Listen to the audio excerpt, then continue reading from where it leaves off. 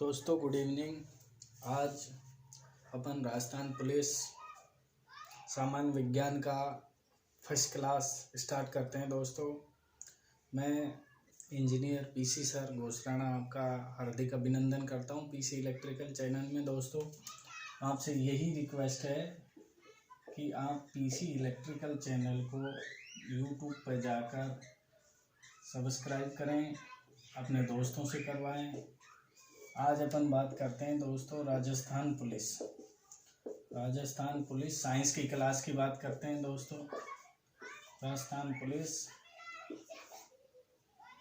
सामान्य विज्ञान जो है जनरल साइंस कहते हैं, सामान्य विज्ञान जनरल साइंस क्लास फर्स्ट की बात करते हैं। दोस्तों आज राजस्थान पुलिस की सामान्य विज्ञान क्लास फर्स्ट स्टार्ट करते हैं। दोस्तों इसी क्रम में आगे अपन राजस्थान पुलिस की साइंस पढ़ते रहेंगे।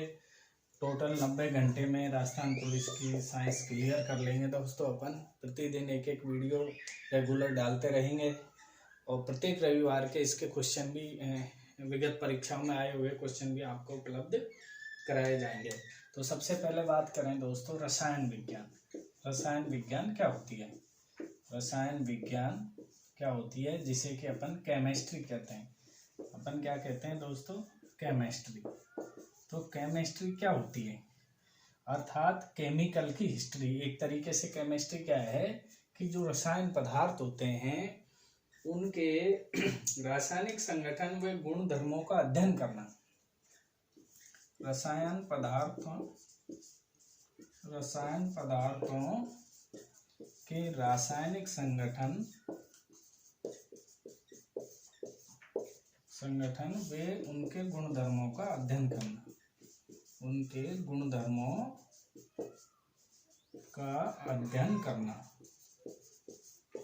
रासायनिक पदार्थों के रासायनिक संगठन वे उनके गुणधर्मों का अध्ययन करना रसायन विज्ञान कहलाता है। अर्थात केमिस्ट्री का मतलब रसायन की हिस्ट्री। केमिस्ट्री मतलब रसायन की हिस्ट्री। और जो केमिस्ट्री जो शब्द था दोस्तों, केमिस्ट्री शब्द एक मिस्र से लिया गया है। वहां पे काली मिट्टी को केमी कहते थे। केमिस्ट्री जो शब्द है दोस्तों ये मिस्र देश से लिया गया है। मिस्र में जो काली मिट्टी थी उसको केमी कहते थे। क्या कहते थे? केमी। वहां के लोग केमी के नाम से उस काली मिट्टी को पुकारते थे। उसी केमी के नाम से ये शब्द बनाए रसायनिक विज्ञान, रसायन विज्ञान। और इस रसायन विज्ञान का जो आधुनिक रसायन विज्ञान का जो जन्मदाता माना जाता है, इस केमिस्ट्री अर्थात आधुनिक केमिस्ट्री या आधुनिक रसायन विज्ञान का जन्मदाता जिसे माना जाता है वो कौन है दोस्तों? फ्रांस के लॉविजियर्स हैं सर। दोस्तों क्या है? लॉविजियर। फ्रांस के लॉविजियर वैज्ञानिक थे। लॉविजियर हैं, फ्रांस के लॉविजियर वैज्ञानिक हैं। रसायन विज्ञान या आधुनिक रसायन के जन्मदाता फ्रांस के लॉविजियर वैज्ञानिक को माना जाता है। दोस्तों अब अपन केमिस्ट्री में बात करते हैं पदार्थ। सबसे पहले केमिस्ट्री में अपन बात करेंगे दोस्तों, क्लास फर्स्ट में केवल पदार्थ की बात करेंगे, फिर भी रह जाता है तो क्लास 2 में। फिर इसके बाद एटॉमिक संरचना, परमाणु संरचना क्या है उसके बारे में बात करेंगे। तो आज की क्लास में देखते हैं पदार्थ, मैटर क्या होता है दोस्तों।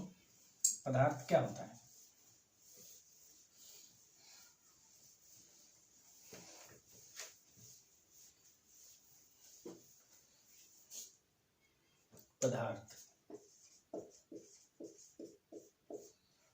पदार्थ की बात करते हैं दोस्तों।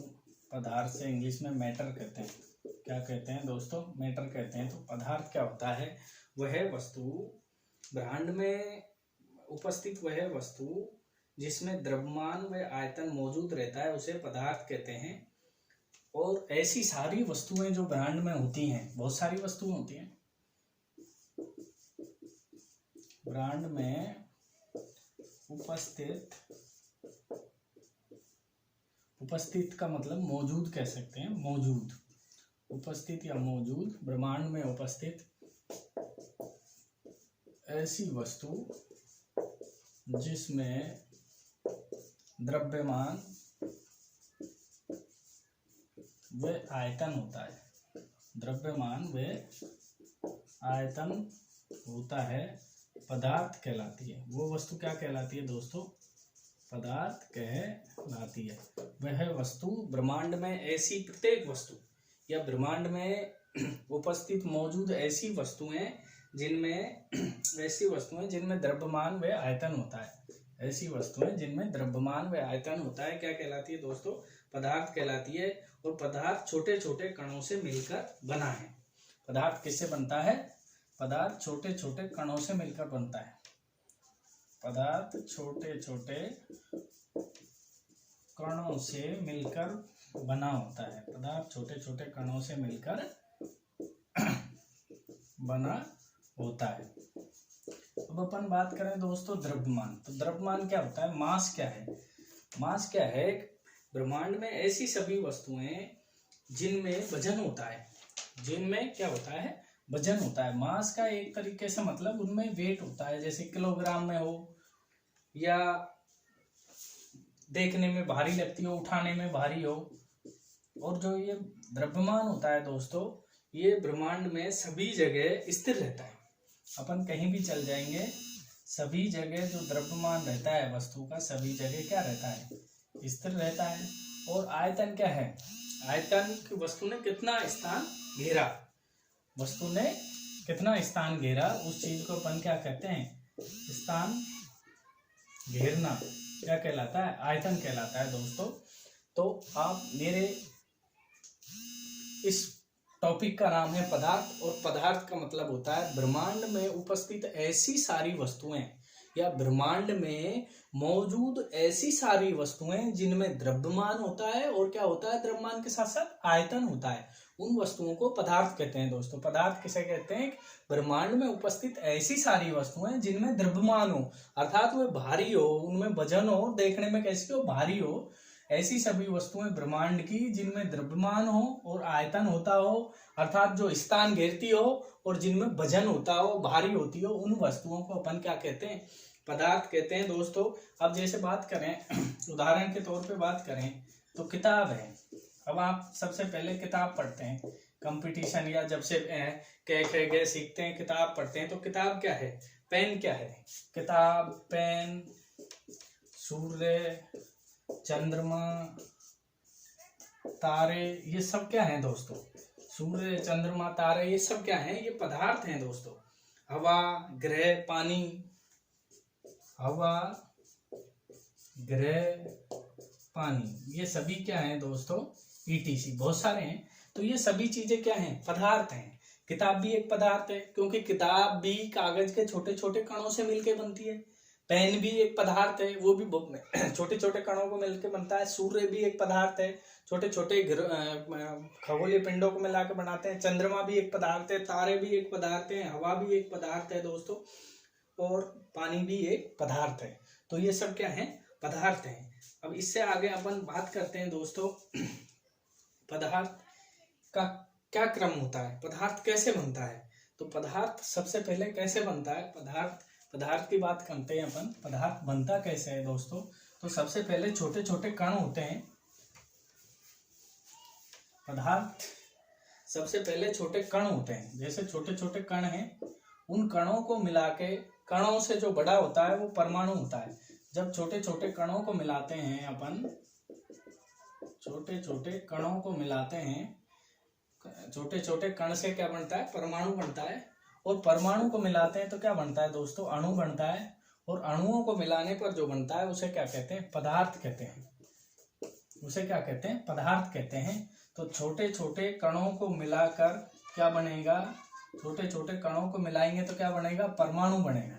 क्या बनेगा? एटम बनेगा, परमाणु बनेगा। और जब बहुत सारे परमाणु मिलाएंगे, परमाणुओं को मिलाकर बनेगा दोस्तों, क्या बनेगा? अणु बनेगा। क्या बनेगा? अणु। और जब बहुत सारे अणुओं को मिलाते हैं तो क्या बनता है? पदार्थ बनता है। क्या बनता है? पदार्थ बनता है। अपन दूसरा एग्जाम्पल लें दोस्तों,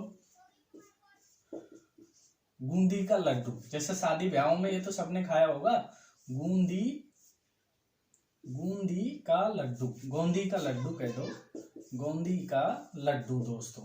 गोंदी का लड्डू का उदाहरण लेते हैं, आपके मुंह में पानी नहीं आ जाए तो गोंदू के लड्डू का उदाहरण लेते हैं। तो गोंदी के लड्डू की गोंदी, गोंदी जो होती है दोस्तों ये अणु होते हैं, और इन गोंदियों को मिला के जब बनाया जाता है तो वो क्या बनता है, वो गोंदी का लड्डू बनता है। अर्थात जैसे गोंदियों को मिलाने से गोंदी का लड्डू बन रहा है, उसी प्रकार कण परमाणु अणुओं को मिलाने से क्या बनता है दोस्तों, पदार्थ बनता है। अब अपन पदार्थ की अवस्था की बात करें दोस्तों, तो पदार्थ की 6 अवस्था होती हैं। अपन अभी तक 3 अवस्था पढ़ते आए हुए हैं, ठोस, द्रव, गैस।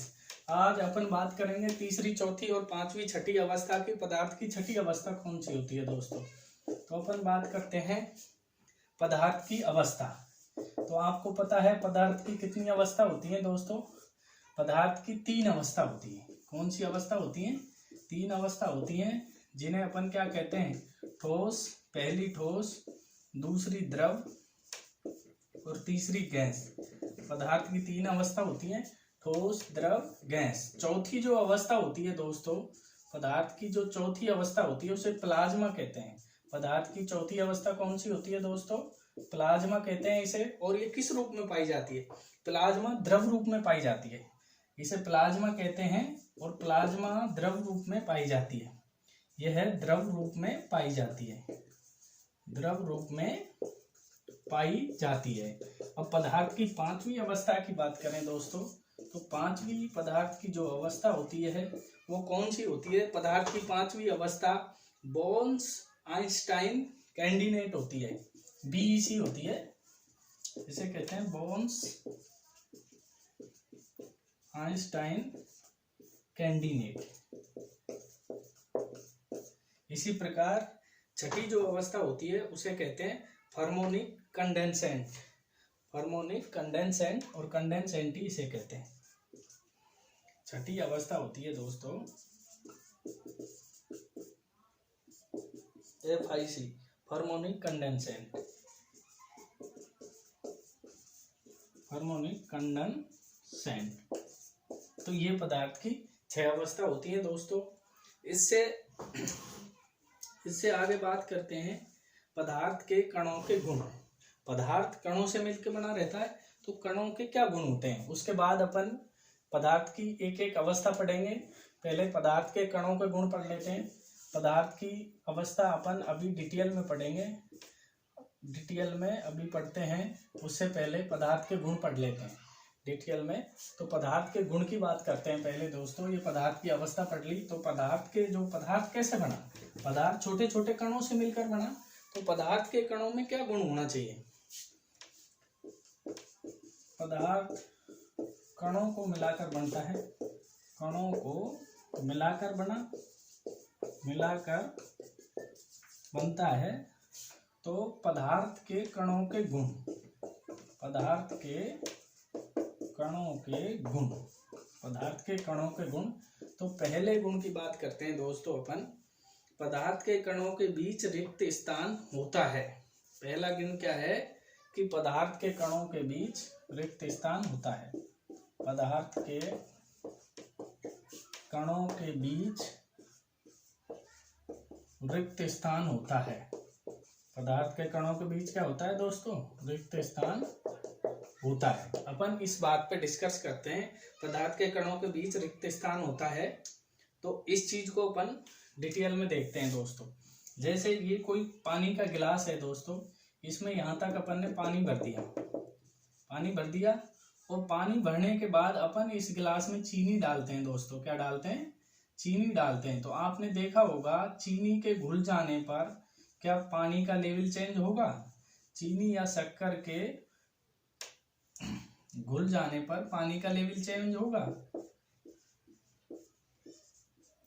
पानी का लेवल वही रहता है, पानी का लेवल वही रहता है। क्यों रहता है दोस्तों, पानी का लेवल वही क्यों रहता है, पानी में चीनी या शक्कर डालने पर जब शक्कर या चीनी पूर्ण रूपेण घुल जाती है तो पानी का लेवल वही रहता है। क्यों रहता है वही, क्योंकि जो पानी के कण थे इनके बीचों में क्या था, रिक्त स्थान था। पानी के कणों के बीच में क्या था दोस्तों, रिक्त स्थान था। तो उस रिक्त स्थान में चीनी या शक्कर के कण घुल गए तो पानी का लेवल चेंज नहीं हुआ, इस गिलास के पानी का लेवल कब चेंज होता, जब इसमें अपन बर्फ डालते, ठोस धातु डालते, तब इसका लेवल बढ़ जाता, और वो उसी समय बढ़ जाता जब बर्फ डालते, उसके बाद नहीं बढ़ता दोस्तों।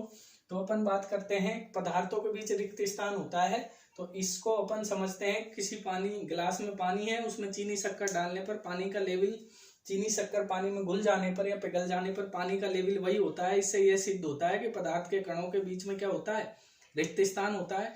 और सबसे कम रिक्त स्थान किस कणों के बीच में होता है, सबसे कम रिक्त स्थान होता है ठोस पदार्थों के बीच में। सबसे कम रिक्त स्थान किसके बीच में रहता है, ठोस पदार्थों के बीच में रहता है। और मध्यम रिक्त स्थान की बात करें तो मध्यम रिक्त स्थान रहता है द्रव पदार्थों के बीच में। और सर्वाधिक रिक्त स्थान की बात करें तो सर्वाधिक जो रिक्त स्थान रहता है, रिक्त स्थान गैस पदार्थों के बीच में रहता है। किसके बीच में रहता है दोस्तों, गैस पदार्थ, जो गैसीय अवस्था होती है पदार्थों की, उनके बीच में सबसे ज्यादा रिक्त स्थान होता है। तो ये पदार्थ का पहला गुण था, पदार्थ के कणों के बीच में रिक्त स्थान होता है। सबसे कम पदार्थ के कणों के बीच में सबसे कम रिक्त स्थान ठोस पदार्थों में होता है, मध्यम प्रकृति का द्रव में होता है, सर्वाधिक रिक्त स्थान किस में होता है, गैस में होता है। अब दूसरे पॉइंट की बात करें दोस्तों, दूसरा पॉइंट है पदार्थ के कण निरंतर गति करते रहते हैं। पदार्थ के कण निरंतर गति करते रहते हैं। दूसरा पदार्थ का गुण है पदार्थ के कण निरंतर गति करते रहते हैं।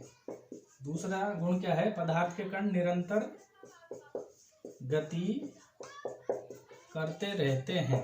पदार्थ के कण निरंतर गति करते रहते हैं। अब दोस्तों इसको समझते हैं अपन, पदार्थ के कण निरंतर गति कैसे करते रहते हैं, या कणों की गति को अपन समझते हैं। जैसे कि कोई पानी का गिलास है दोस्तों, अपन बात देखते हैं, ये कोई पानी का गिलास है, ये अपन ने टेबल पे रख दिया, इसमें पानी भरा हुआ है दोस्तों। और जब ये पानी का, इसमें पानी स्थिर हो गया, जब अपन ने ये हिलाया डुलाया नहीं तो पानी स्थिर हो गया, इसमें फिर ड्रॉप से स्याही डालेंगे अपन। ड्रॉप से क्या डालेंगे दोस्तों, ड्रॉप से स्याही की बूंद डालने पर, जो बच्चों को दवाई देते हैं उस ड्रॉप से स्याही की बूंद डालने पर, स्याही डालने पर स्याही तुरंत पेंदे में पहुंच जाती है। डालने पर स्याही तुरंत पेंदे में पहुंच जाएगी, स्याही डालने पर घुल जाती है या पेंदे में पहुंच जाती है। तो ये क्यों घुल रही है, घुल जाती है, क्यों घुल रही है, स्याही की बूंद पानी में क्यों घुल रही है दोस्तों, क्योंकि पानी के कण क्या कर रहे हैं, पानी गिलास स्थिर अवस्था में हिलाया डुलाया नहीं है। जब भी पानी के कण अर्थात निरंतर गति कर रहे हैं, तो पानी के कण निरंतर गति कर रहे हैं, इसलिए उनमें ड्रॉप से अपन स्याही डाल रहे हैं तो पानी में तुरंत घुल जाएगी। तो इससे ये सिद्ध होता है कि स्थिर अवस्था में भी पानी के कण निरंतर गति करते रहते हैं। और सभी पदार्थों में सबसे कम जो कण गति करते हैं, पदार्थों के सबसे कम गति कौन से करते हैं, किस अवस्था में पदार्थ के कण सबसे कम गति करते हैं, तो सबसे कम गति करते हैं ठोस अवस्था में। ठोस पदार्थ के जो कण हैं वो सबसे कम गतिशील होते हैं। और जो मध्यम गतिशील होते हैं, किस अवस्था में पदार्थ के कण मध्यम गति करते रहते हैं, तो वो होती है द्रव दोस्तों। वो कौन सी होती है, द्रव। और किस अवस्था में पदार्थ के कण सर्वाधिक गति करते हैं, तो वो होती है गैस। पदार्थ के कण सर्वाधिक गति किस अवस्था में करते हैं दोस्तों, गैस। पदार्थ के कण सर्वाधिक गति करते हैं दोस्तों गैस अवस्था में। अब अपन पदार्थ के कणों का तीसरे गुण की बात करें कि पदार्थ के कणों के बीच आकर्षण शक्ति होती है। पदार्थ के कणों के बीच क्या होती है, एक दूसरे को पदार्थ के कण आकर्षित करते हैं, अर्थात पदार्थ के कणों के बीच आकर्षण शक्ति होती है। ये तीसरा गुण है पदार्थ के कणों का, तो इसके बारे में अध्ययन करते हैं दोस्तों। तीसरा गुण है पदार्थ के कणों के बीच, पदार्थ के कणों के मध्य आकर्षण शक्ति होती है। पदार्थ के कणों के मध्य क्या होती है दोस्तों, आकर्षण शक्ति होती है। या पदार्थ के एक दूसरा जो कण है एक दूसरे को आकर्षित करते हैं, या पदार्थ के कण हैं जो एक दूसरे को आकर्षित करते हैं। पदार्थ के कण एक दूसरे को आकर्षित करते हैं दोस्तों, आकर्षित करते हैं। पदार्थ के कण एक दूसरे को आकर्षित करते हैं। तो ये तीसरा पदार्थ के कणों का गुण है, तो इसको समझ लेते हैं दोस्तों। जैसे कोई पानी का नल है और पानी के नल में से अपन ठोंटी खोलते हैं और यहाँ पे अपन अंगुली लगाते हैं दोस्तों, अंगुली। तो यहाँ पे अंगुली जब अपन लगाते हैं तो कुछ पानी इधर से निकलता है, कुछ प्रेशर से इधर से निकलता है, अर्थात पानी के कण एक दूसरे से आकर्षित हुए रहते हैं और वे अपनी अपनी दिशा में इधर उधर होने लग जाते हैं। और सबसे अधिक आकर्षण किन कणों में होता है? सबसे अधिक आकर्षण पदार्थ के किस अवस्था के कणों में होता है? तो सबसे अधिक आकर्षण ठोस अवस्था के कणों में होता है। किस में होता है? ठोस में। और मध्यम जो आकर्षण होता है दोस्तों, मध्यम जो आकर्षण होता है वह द्रवों में होता है, द्रव अवस्था में होता है। और सबसे कम जो आकर्षण बल लगता है कणों के बीच, सबसे कम आकर्षण बल गैस अवस्था में लगता है। सबसे कम आकर्षण बल किस में लगता है दोस्तों? गैस अवस्था में लगता है। तो ये थे पदार्थ के कणों के गुण। अब अपन बात कर लेते हैं पदार्थ की अवस्था की दोस्तों। अब अपन बात करते हैं पदार्थ की अवस्था, ठोस, द्रव, गैस की। अब अपन बात करते हैं पदार्थ की अवस्था की दोस्तों। पदार्थ जो 3 अवस्था में पाया जाता है। चौथी अवस्था को प्लाज्मा कहते हैं, जो कि द्रव अवस्था में विद्यमान रहती है। 5वीं और 6ठी अवस्था मैंने आपको बताई थी। अब बात करते हैं पदार्थ की अवस्था। पदार्थ की अवस्था, तो पदार्थ की जो अवस्था है वो 3 अवस्था होती है दोस्तों। ठोस, मैं एक टेबल के द्वारा समझ लेता हूँ। ठोस, द्रव, गैस। तो अब ठोस, द्रव, गैस को समझते हैं। इसको सॉलिड कहते हैं दोस्तों इंग्लिश में। सॉलिड, लिक्विड और इसको कहते हैं गैस। तो इसकी परिभाषा से समझ लो या कैसे भी समझ लो, वह वस्तु जो जिसका आकार आयतन निश्चित होता है।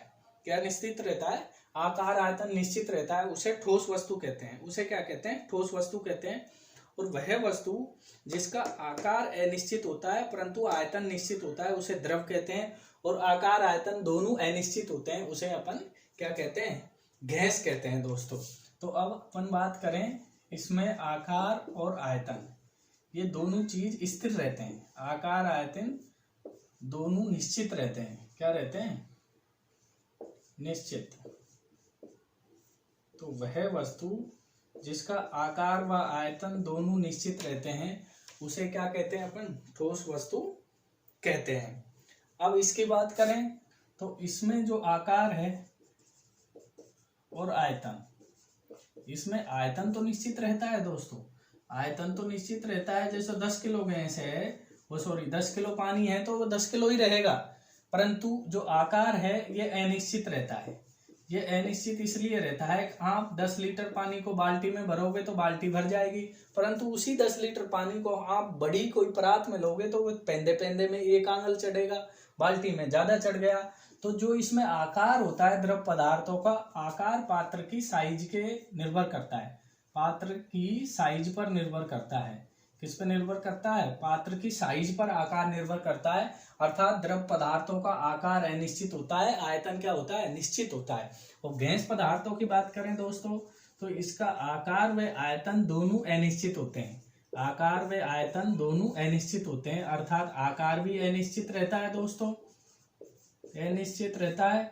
और आकार भी क्या रहता है? अनिश्चित रहता है। तो आकार आयतन दोनों इन पदार्थों के क्या रहते हैं? अनिश्चित रहते हैं। दोनों पात्र की साइज पर निर्भर करते हैं। आकार और आयतन दोनों किस पर निर्भर करते हैं? पात्र की साइज पर। अब अपन बात करें गैस सिलेंडर की दोस्तों, तो 5 लीटर का गैस सिलेंडर में गैस भरवाएंगे तो 5 लीटर, अर्थात आयतन कितना है? 5 लीटर ही गैस आएगी या 5 किलोग्राम ही गैस आएगी, क्योंकि सिलेंडर क्या था? छोटा था। और आकार भी उस सिलेंडर के हिसाब से होगा। आकार सिलेंडर चपटा है तो चपटी गैस आएगी, लंबा ज्यादा है तो लंबे रूप में भराना आएगी। तो गैस पदार्थों के आकार आयतन दोनों क्या रहते हैं? अनिश्चित रहते हैं। इसमें दोनों निश्चित रहते हैं। और द्रव में आकार अनिश्चित रहता है, आयतन क्या रहता है? निश्चित रहता है। अब आगे बात करें विमाएं दोस्तों। विमाएं की बात करें, विमा का मतलब है कोणे, कोई जो किनारे हैं जो, तो इसमें विमाएं निश्चित होती हैं। विमाएं क्या होती हैं? निश्चित होती हैं दोस्तों। आगे बात करें विमाओं से, आगे बात करें तो इसमें बात करें ये जो होता है अपना ठोस पदार्थ, ये कैसे होते हैं? कठोर होते हैं दोस्तों। ठोस पदार्थ कैसे होते हैं? कठोर होते हैं। ठोस पदार्थ हमेशा आपने देखा होगा कठोर होते हैं दोस्तों। और कौन सा गुण होता है? असंपीड्य होते हैं। ये कैसे होते हैं? असंपीड्य का गुण होता है। असंपीड्य का मतलब ये होता है दोस्तों, दाब डालकर ठोस पदार्थों का आकार नहीं बदल सकते। दाब डालकर ठोस पदार्थों का आकार नहीं बदल सकते। मतलब कैसे होते हैं? असंपीड्य। संपीड्य का मतलब ये नहीं कि आप संपीड़ित करके उसका आकार बदल दें। तो ठोस पदार्थ असंपीड्य होते हैं। और ठोस के उदाहरण क्या होते हैं? जैसे मेज, ईंट, पत्थर, ये सब क्या है? ठोस है। मेज, ईंट, रबड़ भी ठोस में ही आता है दोस्तों, ध्यान रखने योग्य बात है। रबड़ भी किस में आता है? ठोस में। क्योंकि रबड़ का जो आकार, आयतन, जो अपन आकार बदल रहे हैं, अनिश्चित कर रहे हैं, वो कैसे कर रहे हैं? बल लगा के। स्वयं तो आकार अनिश्चित नहीं हो रहा, तो इसलिए रबड़ भी ठोस में ही आ जाता है। अपन ताकत लगा के उसका आकार बदलते हैं दोस्तों। अब अपन बात करते हैं इसकी विमा की। तो इसकी विमाएं मतलब कोणे। इसके कोणे क्या होते हैं? अनिश्चित होते हैं दोस्तों। द्रव के क्या होते हैं? कोणे अनिश्चित होते हैं। और बात करें कठोर की, तो ये कैसा होता है? कठोर नहीं होता, ये बहाव होता है, मतलब बहने वाला होता है। द्रव पदार्थ किस प्रकृति का होता है? बहाव प्रकृति का होता है। और संपीड्य की बात करें तो कम संपीड्य होता है। कम संपीड्य का मतलब है इसको दबा के इसका आकार चेंज कर सकते हैं, हल्का सा, थोड़ा बहुत आकार ही चेंज होता है, दबाने से ज्यादा नहीं होता। और द्रव पदार्थ कौन कौन से होते हैं? जैसे पानी है, दूध है, ये सब द्रव पदार्थ होते हैं दोस्तों। पानी, दूध तरल अवस्था में जो रहते हैं वो द्रव पदार्थ कहलाते हैं। अब गैस अवस्था की बात करें दोस्तों, तो इसकी विमाएं क्या होती है? अनिश्चित होती हैं। इसकी विमाएं क्या होती हैं? अनिश्चित होती हैं दोस्तों। इसकी विमाएं अनिश्चित होती हैं। और ये भी बहाव प्रकृति में रहता है, मतलब बहने की प्रकृति में होता है। और संपीड्य की बात करें तो ये अधिक संपीड्य होता है। अधिक संपीड्य का मतलब है, अधिक संपीड्य का मतलब है इसको दबाकर ज्यादा से ज्यादा अपन भर सकते हैं। जैसे ज्यादा दबाओगे वैसे ही ये आकार ले लेगा। गैस को प्रेशर से भरोगे तो ज्यादा गैस आएगी, कम प्रेशर से भरोगे तो कम आएगी। प्रेशर से भरोगे तो इसे अणुओं के बीच में रिक्त स्थान कम हो जाएगा। तो गैस अधिक संपीड्य, सार्वधिक संपीड्य गैस होता है, उससे कम संपीड्य द्रव होता है। बिल्कुल असंपीड्य मतलब जो दबता ही नहीं है वो क्या होता है? ठोस होता है। और गैसीय पदार्थों का उदाहरण है ऑक्सीजन, मीथेन, जो जैसे घरेलू रसोई सिलेंडर है, ये सभी किसमें हैं? गैस में है। ठीक है दोस्तों, तो ये गैसीय पदार्थों का उदाहरण है। अब अपन बात करते हैं पदार्थ की अवस्था। पदार्थ की जो अवस्था परिवर्तन की बात करते हैं। पदार्थ का अवस्था परिवर्तन कई बार ताप बढ़ाने से हो जाता है, दाब बढ़ाने से हो जाता है। तो दाब को या ताप को कम अधिक करके जो पदार्थ की अवस्था अपन बदलते हैं उसे पदार्थ का अवस्था परिवर्तन कहते हैं दोस्तों। उसे क्या कहते हैं अपन? पदार्थ का अवस्था परिवर्तन कहते हैं। तो अब बात करते हैं पदार्थ की अवस्था परिवर्तन की। नेक्स्ट टॉपिक देखते हैं पदार्थ की अवस्था परिवर्तन।